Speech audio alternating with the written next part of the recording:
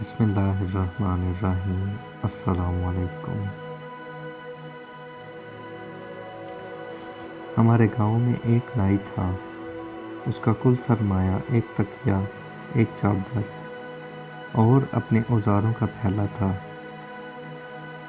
اس کا کوئی گھر نہیں تھا۔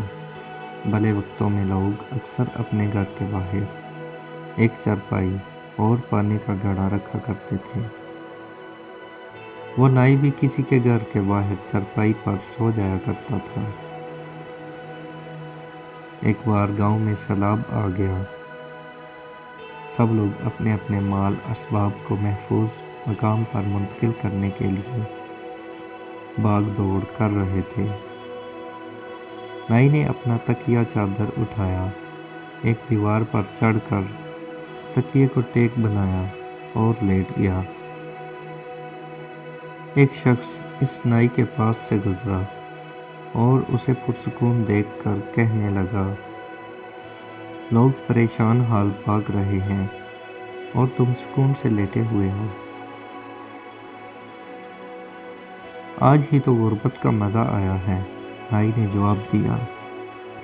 یعنی میرے پاس کون سا کوئی مال اسباب تھا جسے بچانے کے لیے میں بھاگا پھرتا۔ میں تو آج اپنی غریبی کا مزہ لے رہا ہوں۔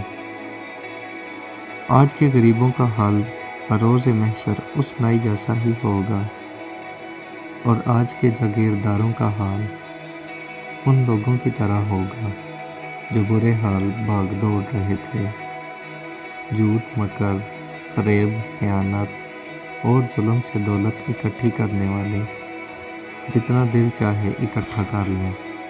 یہ بات سورج کی طرح روشن ہے کہ خدا کو حساب تو دینا ہی ہے۔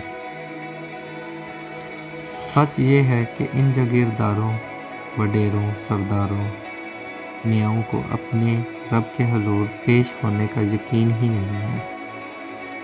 اگر رائی کے دانے برابر بھی یقین ہوتا تو اپنی ضرورت سے زیادہ کے مال میں اپنے مسلمان بھائی کو حصے دار بناتے۔